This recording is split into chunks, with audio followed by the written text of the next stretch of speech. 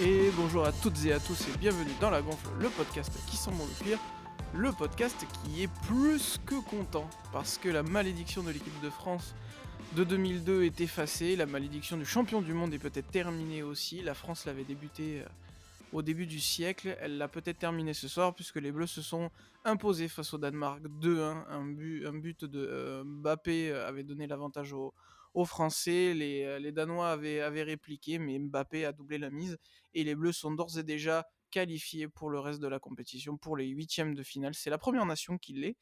Et vu qu'on peut parler de beaucoup de 2 aujourd'hui, puisque le 2 c'est le nombre de buts de Mbappé, c'est le nombre de buts de la France.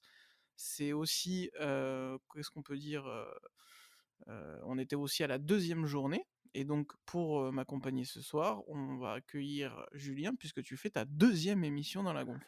C'est ça. Bonsoir à toutes et à tous. Ouais, deuxième émission sur une belle qualification. Donc doublement content. Voilà, pour continuer sur le duo. Ah non, mais ça c'est clair que c'est un vrai soulagement. On va débriefer ce match, hein, et se projeter sur, celui de la Tunisie, voir comment on va l'aborder. Mais, dans un premier temps, Julien, on est rassurés, les Bleus vont bien voir le tableau final. Oui, après c'était bon, on est sur cette histoire de malédiction. Mais non, c'était l'objectif initial, hein. C'était huitième de finale, quoi qu'il arrive, sortir de ce groupe qui n'était pas non plus dans l'ensemble trop compliqué pour les champions du monde en titre. Et c'est vrai que cette équipe du Danemark faisait un peu peur de par les antécédents des matchs, des derniers matchs, mais surtout sur l'opposition aujourd'hui, qui est quand même assez. C'était vraiment un vrai match, quand c'est un vrai match de football, que ce soit aussi bien tactique que technique, mais vraiment tactiquement c'était assez fort. C'est vrai qu'on a eu un très beau match où on avait une opposition de tactique, contrairement aux 2 précédentes, on va dire, échéances avec le Danemark dans l'année civile. Puisqu'on le rappelle, hein, les Bleus ont perdu 2 fois contre le Danemark cette année. Mais ils ont gagné le match le plus important des 3. On n'a pas joué en défense à 3 comme la dernière fois, au contraire des Danois qui ont reconduit ce système qui met notamment en avant leur piston et aussi, ce qu'en italien on appelle les, trequartiste, trequartisti même. Et c'était intéressant de voir effectivement cette tactique. Et à ce jeu, les Bleus, Julien, ont été plus forts parce que, on a su garder un vrai équilibre et on n'a pas laissé de place, on va dire, sur le côté qui était peut-être le plus gros danger. C'est ça. Il y avait tout cette. Alors, oui, tactiquement on était vraiment. On sent qu'il y a eu un gros travail de fait. La première mi-temps c'était assez flagrant. On voyait vraiment ce bloc. Chaque joueur à son poste. Pas un qui bougeait. S'il bougeait, à chaque fois, il y avait, t'avais toujours ce replacement au poste par poste, notamment Giroud qui vient couvrir sur l'aile si l'ailier monte en pointe. Puis c'était, enfin voilà, on a l'impression d'avoir une muraille face aux Danois. Où c'était tellement bien aligné qu'ils n'avaient aucune solution. Surtout, j'insiste sur la première mi-temps, mais tu vois vraiment les Danois revenir souvent en arrière parce qu'ils n'avaient pas de solution. Même en passant entre les lignes, ça ne passait pas. Donc c'était assez compliqué pour eux. Et on peut noter notamment, parce que contrairement à il y a 4 ans, on joue vraiment avec 4 offensifs, un énorme travail d'Ousmane Dembélé qui a progressé dans le domaine défensif. Il a vraiment été au soutien de Jules Koundé, avec qui d'ailleurs l'entente était bien meilleure que celle qu'on a eue sur le premier match avec Benjamin Pavard. C'est aussi ce qu'on a besoin dans ce genre de compétition, que tous les offensifs se sentent concernés, sur les 2 phases et encore plus sur la transition. Et à ce jeu-là, les Bleus, ont été même, je dirais, cliniques. Est-ce que tu es aussi satisfait de la performance de Dembélé, notamment en défense, ou est-ce que tu as encore des choses à redire? Peut-être aussi sur Mbappé qui a un peu moins défendu? Ouais, alors Mbappé, pour le coup, semblerait-il que ce soit vraiment la consigne du coach de le laisser devant avec un peu plus de Mmh. liberté et justement avec beaucoup moins de rôle défensif, ce qui m'embête un petit peu, étant donné que ça fait vraiment, comme disait un commentateur cet après-midi, ça fait vraiment un schéma asymétrique et non symétrique, ce qui m'embête un petit peu parce que du coup on a Dembélé qui fait énormément d'efforts défensifs, hein, qu'il a fait aujourd'hui, qui a juste été sublime derrière sur ses retours et si on remarque bien, on voit que les Danois ils ont énormément insisté côté gauche. Alors Théo Hernandez, heureusement, Énorme, hein, c'est ce soir. voilà, ouais, énorme, mais énorme défensivement, alors que ses grandes qualités sont aussi offensives, donc c'est vrai qu'ils ont privilégié vraiment le jeu de Mbappé, et heureusement, bien leur a appris, parce qu'il nous met un doublé et qui envoie la France en huitième. Mais je me dis quand même, face à des équipes un peu plus fortes normalement, est-ce que ce système-là pourra continuer et perdurer? Je ne sais pas. Système, Ben, je te dirais que ça, enfin système, excuse-moi, un système, mais je dis dans le sens où vraiment d'avoir un côté qui penche plus que l'autre, hein, parce que le ouais, dans système européen, l'animation, ouais. ouais, exactement. Ouais, c'est vrai que ça, moi, ça me pose également problème. Alors après, Antoine Griezmann a fait un super match de relayeur, hein, il a clairement joué relayeur ce soir. C'était encore plus flagrant que face à l'Australie. Mais ouais, ouais, j'ai cette petite crainte-là. En plus, on sait que Mbappé, quand il part de loin, il est beaucoup plus efficace que lorsqu'il est à l'arrêt. Mm, Ce match, avec le déchet technique qu'il a eu quand il était en 1 contre 1 sur moment arrêté, bah, c'est voilà, ce mec est un phénomène, mais il doit comprendre comment il peut faire les différences et à ce jeu-là, lancé comme il peut l'être, et comme il l'a été sur certaines actions, hein, d'ailleurs, les 2 buts, c'est un peu ça, ça fait la différence et je pense que du coup pour moi, ça encourage encore plus à le voir, mm. participer au repli défensif. Mais bon, il marque quand même 2 buts, il est phénoménal, il y a clairement une équipe avec ou sans lui et quoi qu'il arrive, même dominé, j'ai l'impression, je sais pas ce que t'en penses, que ça va être aussi on va dire on va dire le révélateur de ce que peut faire la France au final. Alors, pour le coup, oui, clairement, hein, il est phénoménal, mais je suis pas trop d'accord avec toi sur le fait qu'il y ait une équipe avec ou sans lui, parce que si, enfin, moi, pour moi, surtout au niveau des remplacements qui ont été faits, je me rends compte qu'en fait, il y a vraiment une équipe avec les quatre titulaires devant, et une autre qui est totalement différente offensivement avec les remplaçants. Je parle notamment de Mmh. Giroud, où, franchement, un gars comme Giroud, on n'en a pas deux dans le même style, avec C'est ses clair. qualités. Dembélé, qui, franchement, Coman est rentré, a été bon Coman, hein, mais je trouve quand même un peu en dessous de Dembélé. Et c'est pareil, un gars comme Griezmann, aller le remplacer dans le rôle actuel, je ne vois pas qui pourrait le faire. Donc Ah non, mais ça c'est une évidence. c'est là que je me dis vraiment que, enfin pour le coup, Deschamps a vraiment ses quatre devant intouchables, mais les remplaçants, hein, les profils, hormis Coman peut-être, mais les profils me font un peu peur au niveau des remplaçants offensifs. Donc C'est vrai que l'entrée de Marcus Thuram, bien qu'il ait été, rempli d'envie, n'a pas non plus, transpercé, on va dire notre téléviseur.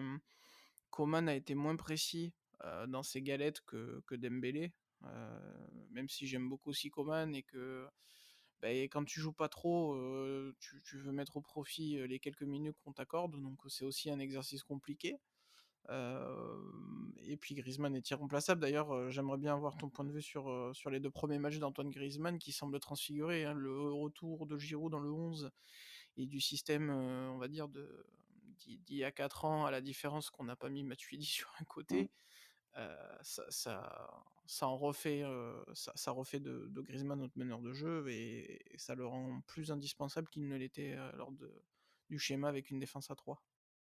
Ouais, exactement. Non, pour moi, ce système, enfin, pour ces joueurs, ce type de joueurs-là et cette équipe actuelle, le système en place est parfait. Griezmann, sur le premier match face à l'Australie, je l'ai trouvé bon. J'ai trouvé bon dans la distribution du jeu. Après, voilà, enfin, les adversaires n'étaient pas non plus incroyables. Mais c'est vrai qu'aujourd'hui, il est quand même, alors, offensivement, il a quand même été encore une fois exceptionnel. Il rate une belle aussi devant.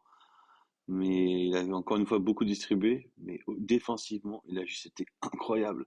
Mais incroyable. Les retours qu'il fait, où il vient la chercher sur ligne de touche. Enfin, non, La non, lecture aussi, ouais, bien la sûr. lecture du jeu, sur les phases défensives, hein, moi je le trouve Hmm. impressionnant. On a l'impression qu'il a joué à ce poste toute sa vie, quoi. C'est vraiment bluffant, hein. Je t'avoue qu'avant le début de la compétition, j'avais envie d'y croire parce qu'on a la qualité pour gagner, mais ça me semblait difficile.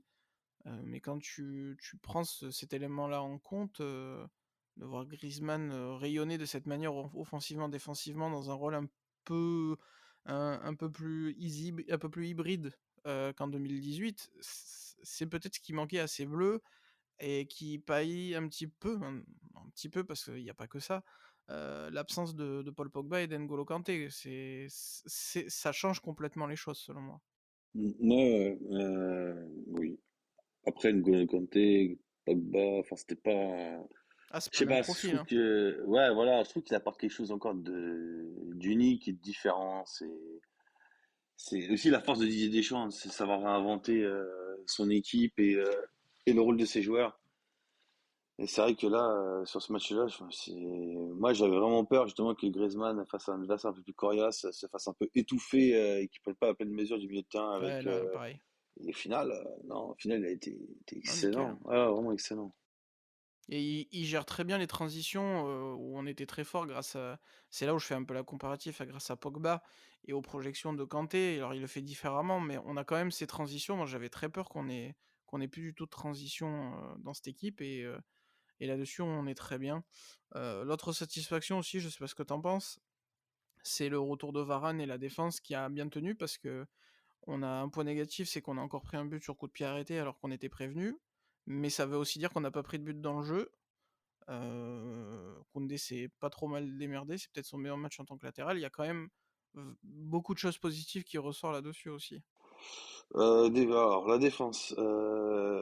Oui, le retour de Varane a fait du bien. A fait du bien notamment, je pense, au niveau du discours sur le terrain, dans l'avant-match et sur le terrain.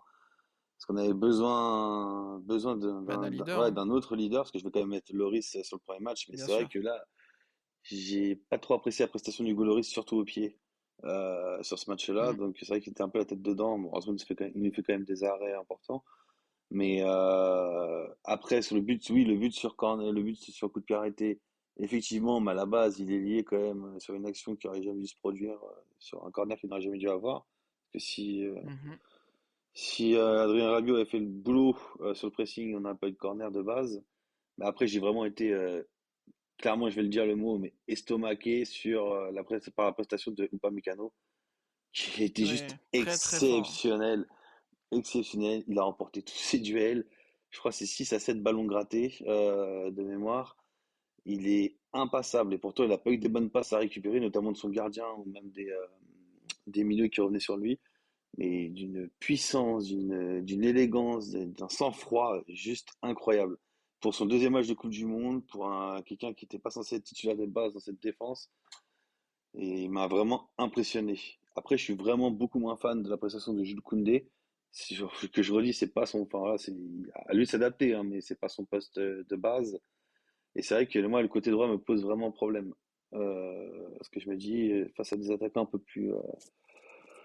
peu plus vivaces, un peu plus techniques, est-ce qu'on va pas justement avoir ce Koundé ou ce Pavard qui vont vraiment se focaliser sur l'aspect défensif et ne totalement zapper le couloir droit avec un Dembélé qui pourra pas faire les allers-retours continuellement, quoi.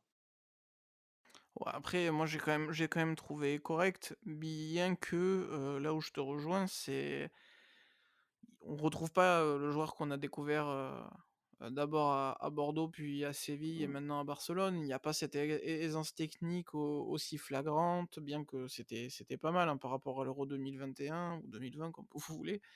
C'était quand même beaucoup mieux, mais il manque quelque chose. Ouais. Il manque, je sais pas si c'est la pression. Est-ce qu'il Ouais, avait besoin peut-être. justement d'un match un peu moins catastrophique pour se rassurer? Mais c'est vrai que c'est une question, mais moi personnellement, je l'ai quand même trouvé beaucoup plus utile pour Dembélé, que Pavard. Deschamps, il a pas arrêté de gueuler sur Pavard au premier match, pour qu'il serve son ailier, là, c'était quand même un peu plus fusionnel, mais c'est sûr que c'est pas parfait. Pour venir à Upamecano, j'ai quelques stats à te donner. Il a gagné tous ses duels. Il en avait 4, il en a remporté 4. Il a réussi 96 de ses passes, ça fait 55 sur 57, sachant qu'il a quasiment fait la moitié, voire le 2 tiers de ses passes vers l'avant. Hein. Mm. Il a été le meilleur relanceur de l'équipe. En comparaison, Varane a gagné que un duel sur 3. Donc c'est très très fort et c'est vraiment de bon augure. Donc voilà, je comprends aussi ta crainte hein, quand même sur le côté droit. Il va falloir voir dès les huitièmes comment ça va se passer. Je voulais avoir aussi ton mot sur Aurélien, oui, Aurélien Tchouaméni, que j'ai encore trouvé un peu discret, mais j'ai l'impression que c'est presque voulu de la part de Dédé de vraiment le focus sur l'équilibre de l'équipe, plus que sur ce qu'il est capable de faire en général au Real Madrid, par exemple. Alors tu vois, je suis totalement d'accord avec toi. Le match face à l'Australie, alors, c'est facile de parler après qu'on ait vu les images sur le coaching de Deschamps bord terrain, mais c'est vrai qu'il y avait ce problème où il venait pas serrer assez le côté droit, notamment pour aider Mmh. Pavard et Dembélé. Là, sur ce match-là, justement, je l'ai analysé sur ça, parce que je me suis dit, bon, ça va être la même situation avec Koundé et Dembélé. Et le problème, ouais, cette discrétion-là, voulue, je pense. Après, malheureusement, enfin malheureusement, c'est pas mauvais mot, mais heureusement pour nous, j'ai envie de dire, Rabiot a été quand même assez impressionnant sur la première période, où il a vraiment pris la lumière de tout l'entrejeu. Tout à fait, tout Donc, à si on fait. se dit, est-ce que Tchouaméni a un ton en dessous, ou est-ce qu'il est dans d'autres, sur une autre activité sur le milieu et sur un autre rôle? Et donc, début de seconde période, pareil, les 20 premières minutes, où on était tous la tête sous l'eau, donc c'est assez compliqué. Et au final, je me suis dit, non, en fait, Chouameni, il a son rôle, il tient son rôle, et c'est notamment sur l'ouverture qu'il fait sur Théo Hernandez, sur le deuxième but d'Mbappé. Et je me suis dit, mais voilà, en Mmh. fait, voilà à quoi sert Chouameni sur le côté droit, sur le milieu, enfin, à droite, au milieu. C'est cette capacité justement à jouer en diagonale, à faire des transversales sur l'autre latéral, justement, à pouvoir orienter Reverser ce le jeu, jeu-là. ouais. Mmh. Exactement. Exactement. Donc là, il a eu son importance et je me suis dit, ah, en fait, toi, Tchouaméni, il est là. Après, il y a eu quand même deux, trois petits problèmes de placement, j'ai trouvé. Oui, ouais, moi aussi, Mais ouais. ça va se rectifier, je pense. Voilà, c'est sa première Coupe du Monde à lui aussi. Le deuxième match, il remplace Paul Pogba et N'Golo Kanté avec Rabiot, c'est une pression énorme. Donc, non, voilà, je pense que ça va se mettre en place. Bah, après, il va falloir voir quand même face à une meilleure adversité, mais on peut quand même être rassuré parce que les 2 font le travail, défensif notamment, hein. Pour te donner un indice, Rabiot a récupéré 6 ballons, c'est le meilleur total, d'un Français ce soir à égalité avec Koundé et Antoine Griezmann Hmm. pour être assez, étonné et Upamecano. Donc un sacré travail. On a aussi, on va dire une justesse, hein, quitte à des fois être trop sobre. On a vu une équipe, qui a pas pris de risque, on va dire, dans l'orientation du jeu. On a essayé d'aller vers l'avant, mais quand il fallait ressortir pour, mieux avancer, voilà, on a fait preuve de lucidité aussi, ça c'est très important, d'avoir des joueurs conscients de l'environnement, de la prise d'information. Ça m'a beaucoup plu. Je sais pas ce que t'en as pensé, que ce soit Rabiot, Griezmann, Tchouaméni, on voilà, on s'est pas entêté d'un côté ou de l'autre, on a vraiment utilisé toutes les forces et ça, c'était quand même aussi sympa. Je sais pas ce que t'en penses? Non, bien sûr. Mais oui, oui, les deux au milieu ont su prendre des informations. J'ai trouvé aussi que Griezmann a énormément pris les informations, Ouais. notamment sur le jeu court où il était enfermé sur les côtés, où je me suis dit, voilà, il n'a pas eu il a pas eu cette envie d'aller vouloir partir en dribble. Il a vraiment préféré jouer court, sécurisé, ressortir à latéral, ressortir au milieu. Enfin, non, non, c'était tout le milieu de terrain. J'englobe Griezmann, hein, parce que vu le rôle aujourd'hui, je le considère vraiment dans le milieu. Ah oui, oui, si on regarde les tu Et sais, les positions, préférentielles, il a vraiment été, le relayeur droit, hein, ce soir, voilà. c'est une évidence. Donc, non, non, c'était beaucoup d'orientation et de prise d'information des trois milieux, même défensive. Même défensive pour Rabiot, où justement, j'avais pas cette roue d'air à gauche avec Théo ou Mbappé qui redescendait pas forcément. Donc, non, non, même Rabiot a su prendre les informations. C'est d'ailleurs pour ça que je pense qu'il fait autant de ballons récupérés. Donc, très bon match des trois. Tout à fait, tout à fait.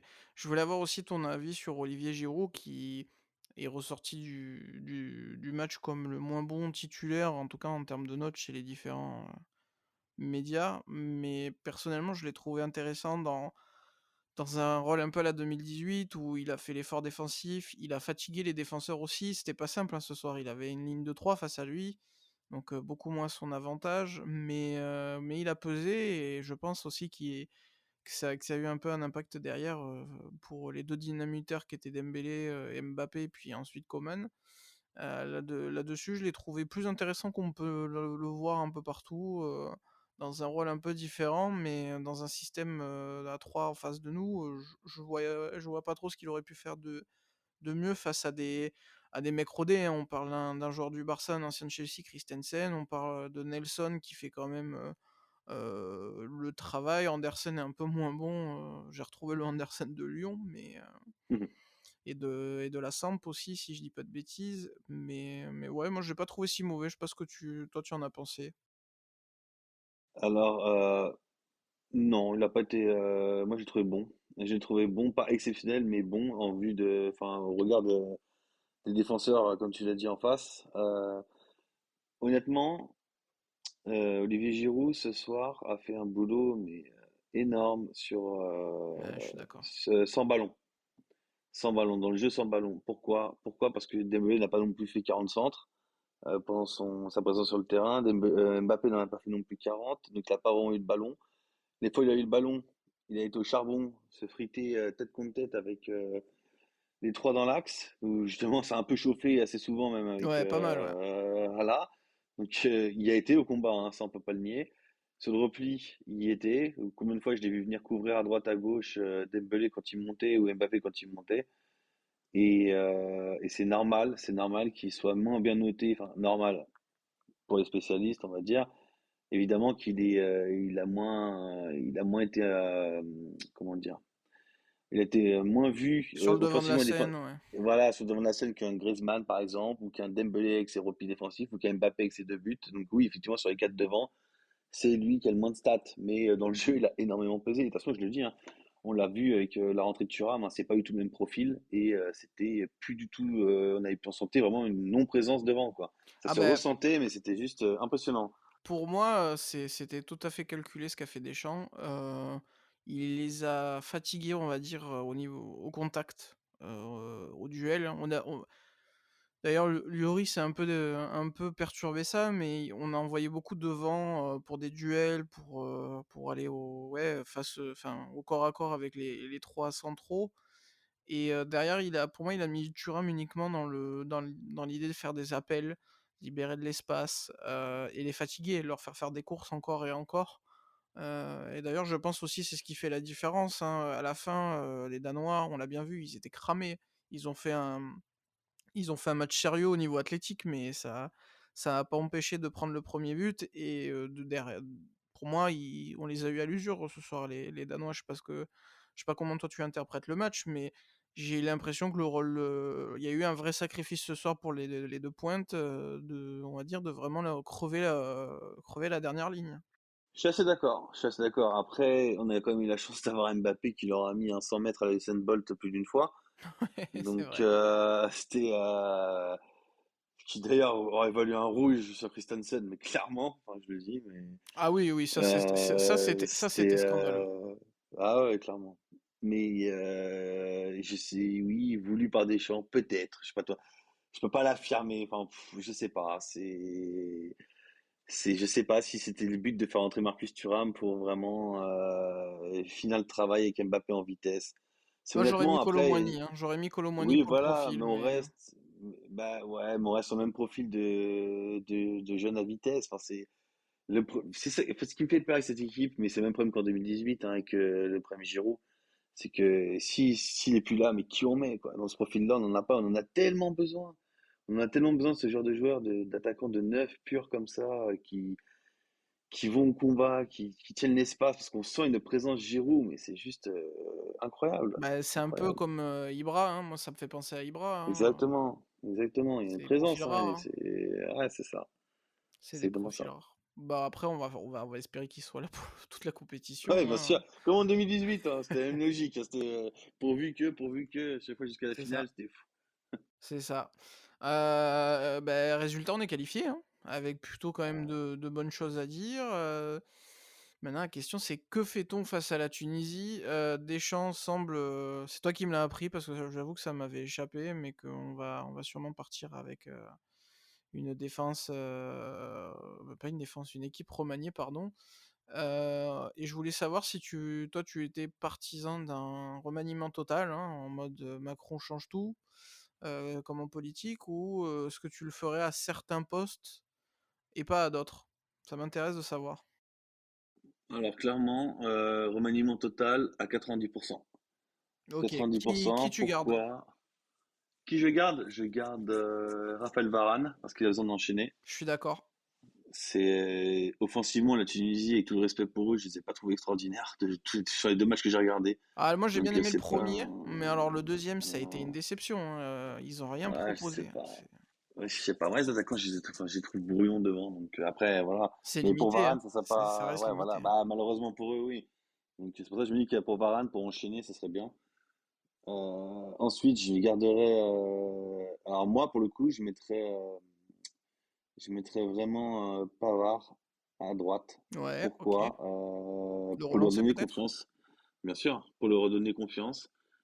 C'est quand même un gars qui est habitué à jouer qui a eu un antécédent avec, enfin, une Coupe du Monde jouée avec Raphaël Varane, qui connaît bien Upamecano aussi de base, en club. Donc ils ont quand même une expérience ensemble commune, mais c'est vraiment aussi pour essayer de leur donner confiance dans ce couloir droit, parce que j'ai vraiment, moi, pas pour le coup, été convaincu par la prestation de Koundé. Après voilà, je me dis avec Dembélé, il faudra régler la solution et ce sera pas contre la Tunisie vu que je ne mettrai pas Dembélé.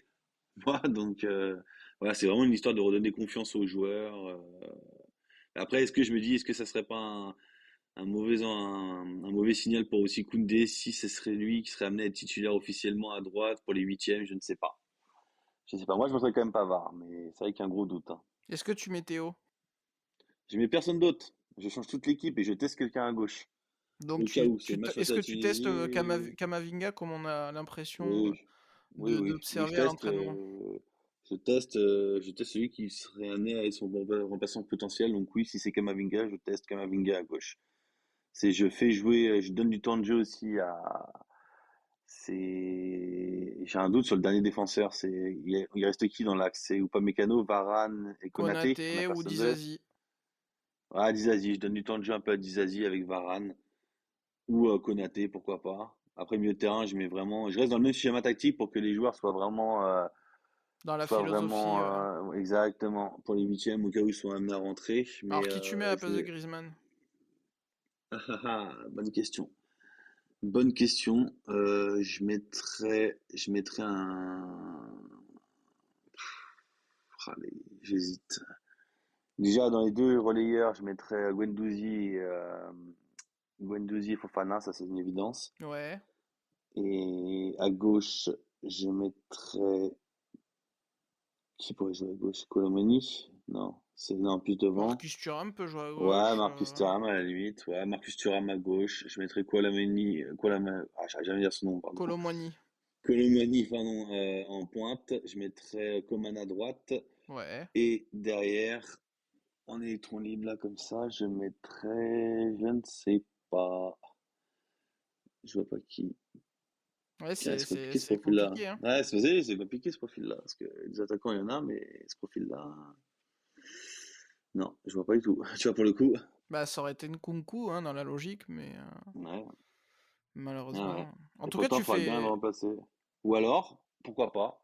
Si, mais c'est vraiment parce que j'ai un grief contre le joueur, on va dire. Mais si, je mets Verretou Fofana et je mets Guendouzi à la place de Griezmann. Bah, il fait un peu ça à l'OM, alors avec beaucoup moins de qualité qu'Antoine Griezmann, mais il peut le faire, ouais. Oui, c'est vraiment parce que je voulais pas mettre Verretou dans le 11, mais oui, Si sinon on ça joue serait le cas. avec un vrai milieu à 3, on peut avoir quelque chose qui est pas déconnant, ouais, ouais, ouais. Mais en tout cas, tu fais beaucoup de changements, t'en fais plus que moi, tu vois. Euh, Obligatoirement, obligatoirement, parce qu'on a cette chance-là d'être déjà en huitième, de se dire que l'adversaire en face est par les premiers matchs, il est l'adversaire le plus faible du groupe, malgré que voilà, il y aura sûrement cette envie de vouloir sauver l'honneur, de se battre, mhm. d'assurer au moins une. Mais non, on a cette chance-là pour pouvoir faire tourner à fond.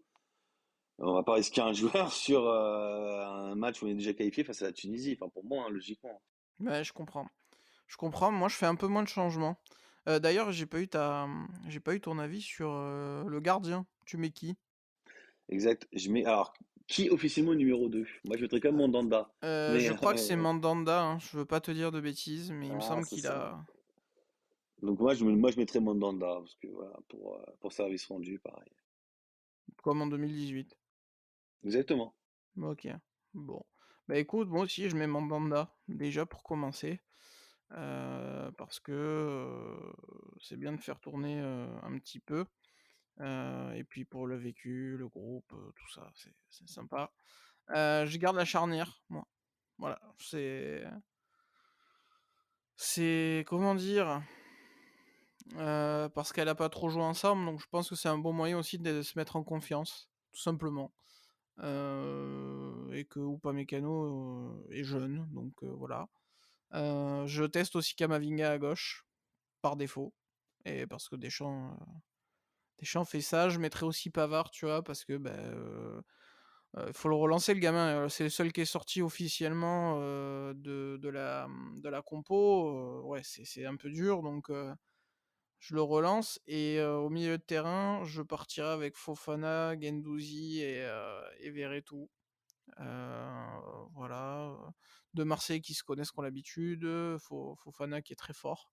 Moi j'aime beaucoup en tout cas, donc voilà, et devant je pars avec, ouais, les Thuram, Kolo Muani et Coman.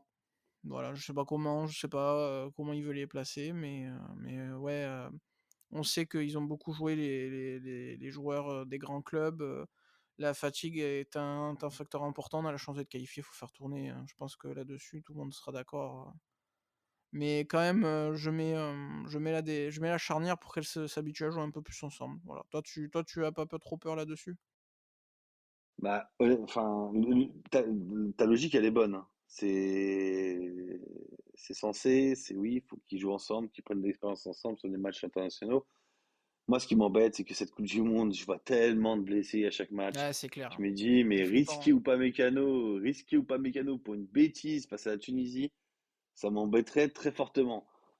D'où Donc là, Disasi du sachant coup. qu'on a, ouais, ou Konaté, pourquoi pas Konaté Bah, moi je aussi, garderais voilà, Ocho aussi, hein, mais parce que Konaté, voilà, mais surtout parce qu'on n'a pas du Lucas Hernandez. Donc on se dit, on a plus cette solution-là de se dire, on a un latéral gauche officiellement, on va dire, qui c'est peut ça. quand même jouer dans l'axe. Je me dis vraiment risquer un Upamecano sur un match comme ça, mais c'est pas. Varane, c'est la logique est moins appropriée vu que il a besoin Faut de le reprendre du rythme. réathlétiser, ouais. Donc exactement. Donc mais Upamecano le risquer sur un match face à Chelsea je me dis sur un changement d'appui, il se pète, mais je deviens fou. Je Ah non, deviens mais fou. c'est clair, Donc hein, c'est clair. voilà, vu la prestation qu'il nous a livrée sur un match où il y avait de l'enjeu mine de rien. Non, je risque pas d'ailleurs, c'est pas possible. Bah, écoute, c'est noté, on verra bien. Moi je pense qu'il va quand même faire énormément tourner, Deschamps, parce que le facteur fatigue. Je sais que je me souviens plutôt qu'en 2018, il avait dit avoir longtemps hésité parce qu'il rappelait qu'en 98, ça avait complètement coupé les jambes, des titulaires d'avoir, coupé face au Danemark justement, les fameux Danois, et mais là, ouais, la fatigue est Mais trop il l'a fait en 2018. ouais, ouais, il l'avait Et au fait, mais final, il avait fait un ouais, peu plus nuancé quand même, il avait pas tout voilà. changé, Il avait heu changé les éléments indispensables. ouais, Enfin, ouais, les éléments. plus Et au final, plus ça a... plus Mandanda, c'était Oui, aussi le voilà. signe, hein, de récompense, on va dire, de Bien sûr. Mais au de final, de ça va son pas couper vécu. les jambes face à l'Argentine. Non.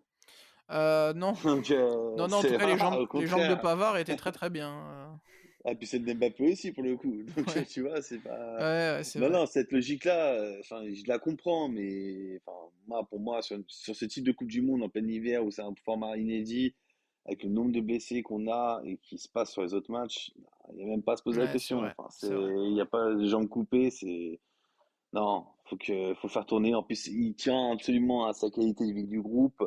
Honnêtement, que chacun ait son match. Enfin voilà, ça, tout le monde sera heureux. On a cette chance-là, appliquons-la. Enfin, profitons-en quoi. On est Profitons-en. d'accord, on est plutôt d'accord, donc écoute, très hâte de voir qui on va prendre. Est-ce que tu as une préférence pour l'adversaire?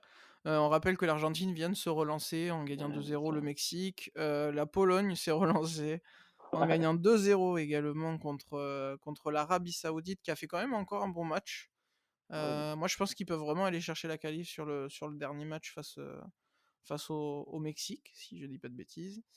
Est-ce que voilà, il y a une des 4 équipes que tu aimerais particulièrement affronter?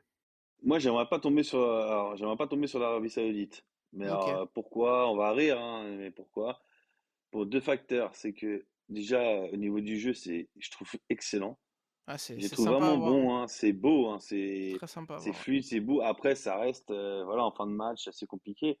Mais surtout, c'est l'aspect, ils sont quasiment locaux, quoi. C'est le stade est 100% saoudien à chaque Tout à match. fait. Et je me dis, en huitième de finale, après, voilà, logiquement, la France est plus forte, hein, faut le dire, hein, clairement. Et ça doit passer obligatoirement face à l'Arabie Saoudite aussi. Mais sur un match comme ça, sur une ambiance pareille, je sais pas, C'est le risqué. contexte aussi, je sais pas. Après, l'Argentine, j'aurais bien aimé. J'aurais bien aimé, juste pour rappeler qu'en 2018, c'était pas un accident. C'est que on Actuellement, ce était, serait l'Argentine, à l'heure ouais, actuelle. actuellement, il reste C'est le dernier match face à l'Argentine-Pologne, justement. Et moi, j'aimerais bien tomber contre la Pologne.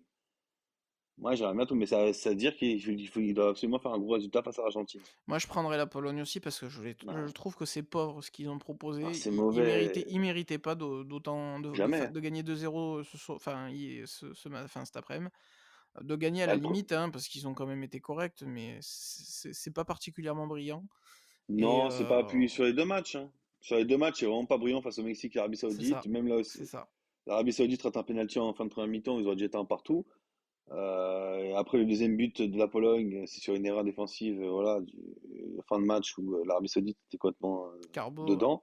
Ah, exactement. Mais non, je les trouve vraiment pas flamboyant. Défensivement, je les trouve à la rue.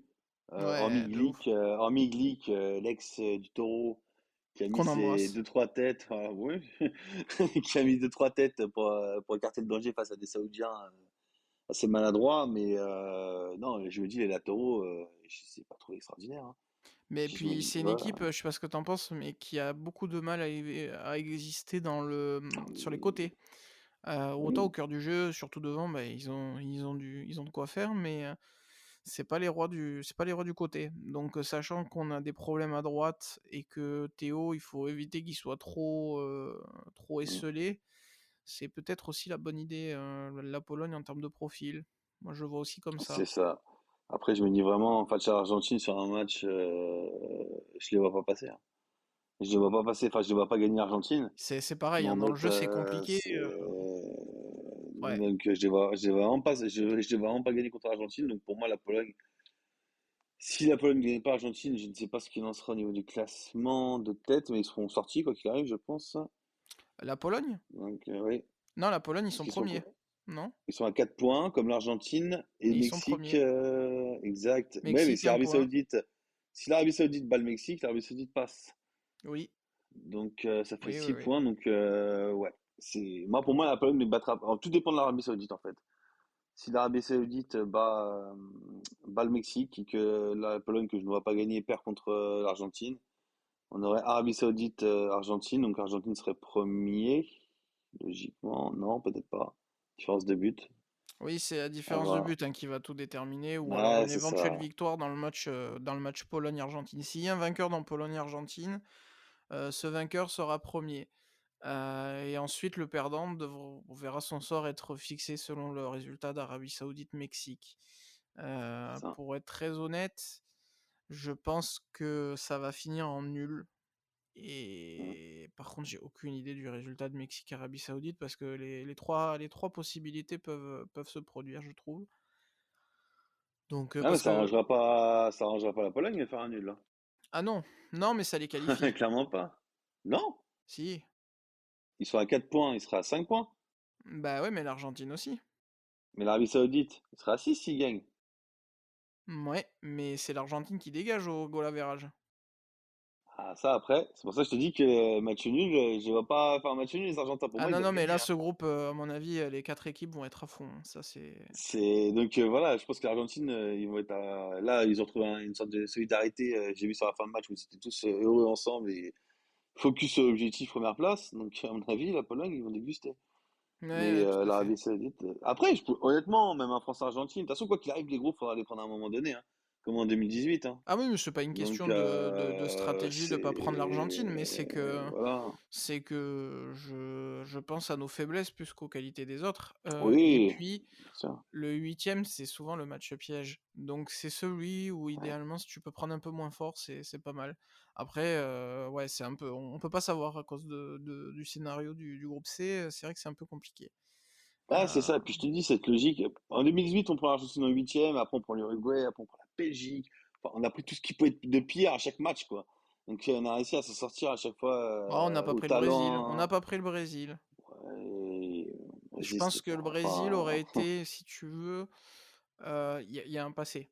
Et il commençait à être un peu trop en notre faveur, donc je pense que ça les aurait motivés, les Brésiliens. Mais mais là, puis, les Argentins face à la France, ils seront plus que motivés, ça c'est une évidence. ouais, mais Mais l'équipe a nous quand même aussi. changé. L'équipe a changé, hein. Il y a quand même pas mal de joueurs qui sont plus là. Je pense à Rojo, je pense à Mercado. En tout cas dans les titulaires, Ouais, mais il me semble que Mercado est ouais. pas là. Bon après, Non, ça a changé, mais après, c'est les Argentins, la mentalité est toujours là, hein. ah C'est ben, des radieux, ça, et voilà, hein. le premier match, vu que c'était en matinée pour les Argentins, les écoliers avaient le droit d'arriver en retard à l'école. Voilà, pour donner un peu l'idée de la passion. Ça Ah, bien n'arriverait sûr. absolument pas en France. Donc, ou Non. du moins, ça serait pas organisé. Mais en Donc, tout cas, la chance qu'on a eue, c'est que ce match face au Danemark, nos amis, parce que c'est là où on se pose, enfin, on s'est quand même dit, mais ce qui est quand même dingue, c'est qu'on est tous, c'est comme si on était sur un huitième de finale, là.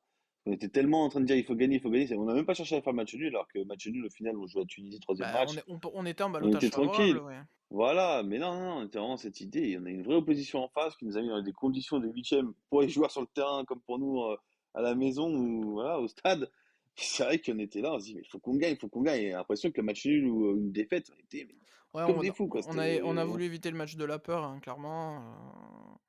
Voilà, et puis le match de la peur face à la Tunisie, honnêtement, ça a été une Ouais, semi-peur. mais Encore une fois, avec ça, tout le attends, respect, c'est, mais enfin, c'est le match de l'année pour la Tunisie parce que déjà ils peuvent bien encore sûr. techniquement se qualifier, mais c'est surtout, voilà, il y a beaucoup de binationaux, beaucoup de Tunisiens aussi jouent en France. Bien sûr, C'est, mais c'est, c'est, ça il aurait y été a, le il y a, il Maroc. y a le rapport historique aussi, donc. Ça aurait été le Maroc en face, je t'aurais dit peut-être, honnêtement. Mais là, je trouve vraiment la Tunisie faible qualitativement, hein. Alors Ah, qu'il y a des pour bons moi, ça joueurs, tient pas hein, 90 minutes. Ouais, c'est ça, c'est que défensivement, je les trouve pas fous, quoi. Enfin, je les trouve pas bons, quoi. C'est offensivement, ils sont trop brouillons. Défensivement, je les trouve pas bons. Oui, puis Leidouni porte C'est. cette équipe, hein. Leidouni, sans lui, Ah c'est plus la même là, Tunisie aussi, donc. c'est ça. C'est ça. Donc c'est dommage pour la Tunisie, hein, qui est. Puis je sais qu'il y a eu des petits problèmes en interne aussi avant la Coupe du Monde. Donc c'est assez compliqué aussi à gérer pour eux. Mais ça m'embête que la Tunisie finisse avec une bulle comme ça sur ce groupe-là. Parce que sachant que je pense qu'il y a eu la place face à l'Australie quand même, hein. Mais ils sont vraiment donné le bâton pour se faire battre. Ah oui, Et oui, non, ils ont c'est perdu le match dommage. tout seuls, hein. Ils ont perdu le match tout seuls, donc on va C'est sûrement dommage pour eux. avoir, Danemark ou Australie pour nous Oui, accompagner je au pense tableau même, final, vu le hein. niveau du Danemark, je pense pour moi Danemark assez logiquement. Ah, attention, moi je pense que l'Australie sont Euh, capables de faire le nul et en cas de nul, c'est eux, hein. ah bon, ok, on verra. Moi, je vois le Danemark dérouler, personnellement. Bah, Après, voilà, ils vont, ils vont passer au Vas-y, dis-moi. révélateur. Ils vont passer au Oui, révélateur, bien donc. sûr. Puis là, il mettra pas Cornelius pour essayer de nous faire un petit trouble psychologique sur le terrain. Parce que c'est vrai que j'étais assez surpris de le voir Il, titulaire. il a été, euh, il a été très très transparent, hein. Cornelius, Évidemment, il était là juste pour nous troubler suite il s'est au rappelé au bon souvenir précédent. des Girondins, quoi. Exactement, exactement. C'est pour ça que je me suis étonné, je me suis dit, mais attends, mais qui est au premier match? Ah oui, Dolberg. Je suis, ah là là, il est où? Donc, non, non. Ouais, bon, on verra bien. On verra bien. Bah écoute, je voulais aussi avoir un petit mot pour le Brésil qu'on n'avait pas pu commenter dans l'épisode précédent puisqu'ils n'avaient pas joué. On a vu un Brésil concentré et costaud qui a perdu par contre Neymar. Est-ce que selon Hmm. toi, un Brésil sans Neymar, c'est rédhibitoire pour la victoire finale ou ça pourrait avancer sans lui? On est sur le même problème que sur Griezmann avec la France actuellement. Semblerait-il pour eux, moi après je ne sais pas parce que je suis pas spécialiste du Brésil, hein, mais semblerait-il qu'il n'y a pas un joueur qui pourrait remplacer Neymar sur le terrain. Je parle pas au niveau du talent, parce qu'évidemment c'est un phénomène, mais je parle dans son rôle. Ouais, ouais, c'est vrai. C'est vrai. Apparemment, voilà, il y a beaucoup d'hésitations sur qui pourrait reprendre la place, que ce soit Rodrigo, que ça soit peut-être c'était Vi- qui j'avais vu, Vinicius? ouais, Vinicius ou Il y a Vinicius c'est encore il est même pas. Non, ce serait vraiment Rodrigo qui partirait pour le remplacer, semblerait-il, mais c'est non le Brésil. Et puis je me méfie du Brésil, hein, parce que pas en tant qu'adversaire, hein, mais enfin pour eux surtout en tant que qu'ils soient leur propre adversaire. Pourquoi? Parce que sur la Serbie, la première mi-temps, je les ai pas trouvés extra. j'ai trouvé appliqué, mais pas extra. Alors que le Ouais, Brésil, on est toujours sur l'idée du jeu flamboyant et compagnie. Et c'est vrai qu'en deuxième mi-temps, là, ils se sont mis la tête à l'endroit au vestiaire et ils ont déroulé en deuxième. Où là, on a retrouvé quand même un peu plus de liant et un peu plus de technicité et d'envie des Brésiliens. Et ça s'est ressenti vu qu'ils en mettent deux d'un coup. Donc, à voir le Brésil. Le Brésil, moi, de toute façon, depuis leur histoire, depuis leur Coupe du Monde chez eux, où ils ont été marqués, je pense, pendant un certain moment. ah ça. Donc, je pense que cette équipe est vraiment psychologiquement instable. Mais très clairement. Et là, la blessure de Neymar fait que, donc déjà, on n'a pas la durée, donc ça va être l'incertitude pendant un petit moment. Ils étaient Mais sur, plutôt rassurants et oui, confiants mais pour le toujours. revoir au moins en huitième, quoi. Voilà, puis on va pas te dire que ton meilleur joueur, il est out jusqu'à la fin. Enfin voilà, Ouais, quoi qu'il arrive, ils auraient fait comme Zidane en 2002. Au pire, ils l'auraient testé au dernier moment. exactement, exactement. Mais C'est après, ça. oui, le Brésil, sans Neymar, bah à voir, on ne sait pas, on le saura au prochain match. Mais je pense que non, ça devrait être assez tranquille à ce niveau-là. On n'est pas sur les matchs encore coup près.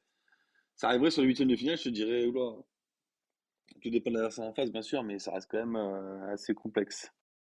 Moi, je pense que la meilleure solution pour eux en cas d'absence de Neymar, donc pour le prochain match notamment face à la Suisse, ce serait de faire avancer d'un cran Lucas Paqueta, Oui. qui j'ai pas trouvé exceptionnel dans son rôle actuel et qui plus haut, je pense, est plus à l'aise.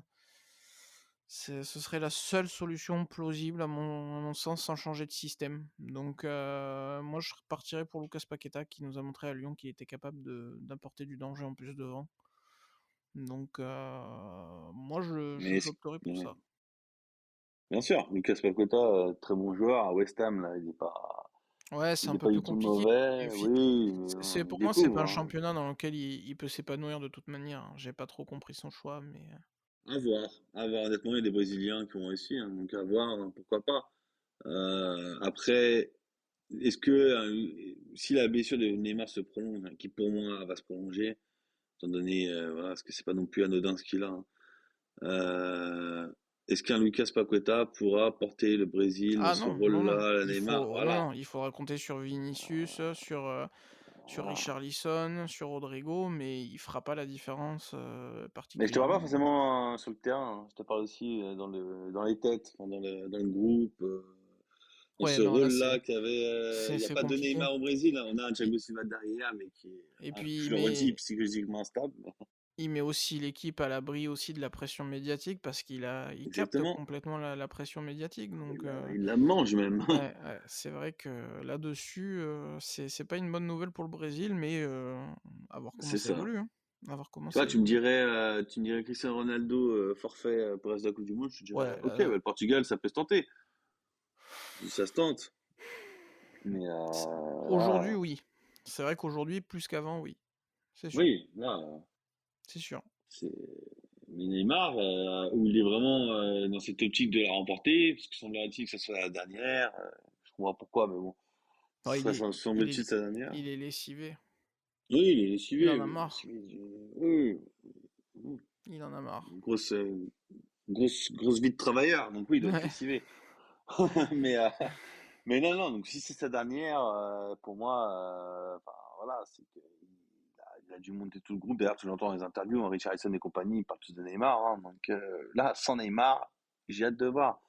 Après la Suisse, c'est pareil, hein, ils sont dans l'idée aussi de sécuriser la place, hein. Donc Mmh. sécuriser la qualification, ils ont gagné les premiers matchs face au Cameroun. Là, ils aimeraient bien aussi gagner. Donc en fait, on va avoir un match entre deux contenders et sans Neymar. Donc on a vraiment, ouais, ce serait vraiment révélateur pour le Brésil, pour le coup, ce match-là face à la Suisse. Le calendrier qui t'oblige plus ou moins à être très concentré sur ce match-là, parce que quoi qu'il arrive, s'ils font match nul, il faudrait concentrer sur le dernier match puisque, bah, tu affrontes l'autre vainqueur du premier match.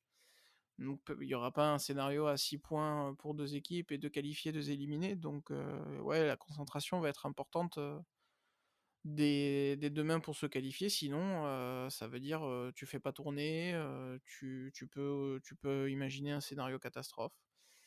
Ah Donc oui, bien ouais, sûr. Alors après, pour le attention. Brésil, oui, à voir, à voir. Après, une chose que doivent savoir les Brésiliens, je pense, c'est que les Suisses, ils ont gagné le premier match face au Cameroun, qui le Cameroun n'est pas non plus incroyable, Mmh. mais la Serbie va jouer le Cameroun.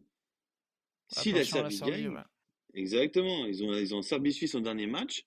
Les Suisses, ils sont vraiment pas, ils viennent, moi, pour moi, ils viennent pas pour faire match nul, hein. Non, non, c'est Donc, clair.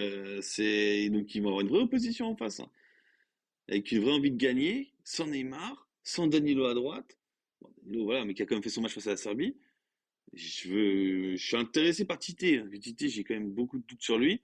Moi Donc, je aussi, suis je te le intéressé, cache pas. voilà, Je te je le suis cache assez pas. intéressé par ce que va proposer le Brésil face à une Suisse qui va être sûrement vaillante, à mon Et avis. qui s'est fait une habitude maintenant de participer aux désillusions de près ou de Ah oui, loin des nations, quoi. Donc, on pense à la France, on c'est pense à ça, l'Italie.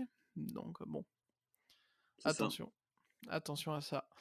Eh ben écoute, on va suivre ça. Aussi, petit pronostic demain pour le choc, je pense, de cette phase de groupe, Espagne-Allemagne. Moi, je vois un match nul.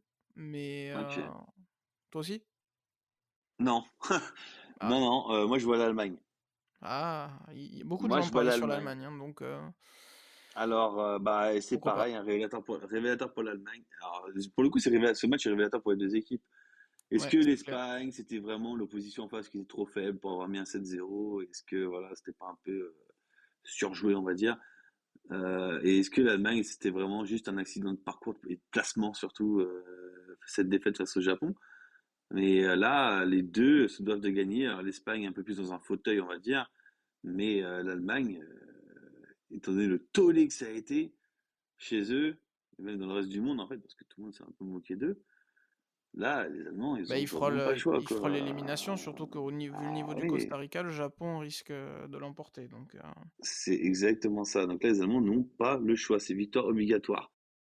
bah, j'ai très hâte de voir le dénouement de cette Ah, poule-là c'est un aussi. super match. Je pense que c'est un super Et match. ouais, il y a de grandes chances, ouais. Et puis l'Espagne a montré de belles choses, donc il y aura sûrement du jeu et du suspense. Donc, bah, rendez-vous demain pour observer ça, enfin, aujourd'hui si l'épisode sort dans les temps convenus. Bah, écoute, on a fait un bon tour, hein, de cette deuxième partie de Coupe du Monde qui laisse du suspense pour la troisième journée. Bah, C'est ça. je te remercie d'être venu et très Merci à content toi. d'être tranquille pour mercredi. Voilà, c'est ça. C'est juste se dire qu'on va pas regarder. C'est le dernier match, profitons-en. C'est le dernier match, même le premier et le dernier match tranquille de la Coupe du Monde que tous les supporters de l'équipe de France pourront savourer dans le canapé C'est au ça, calme avant, avant les tempêtes qui se préparent à venir. tout à fait. Bah, écoute, on va en profiter, on se donne rendez-vous, d'ici, la fin du mondial pour, peut-être analyser plusieurs matchs des Bleus, hein. On le souhaite, plus que tout Le plus de et matchs. donc moi je touche ma tête actuellement, voilà, Ah, pour que ça se pareil, on réalise. touche tout. Ah ouais, non, ouais, ce serait tellement incroyable. Mais Oui, voilà, prenons les matchs un par un.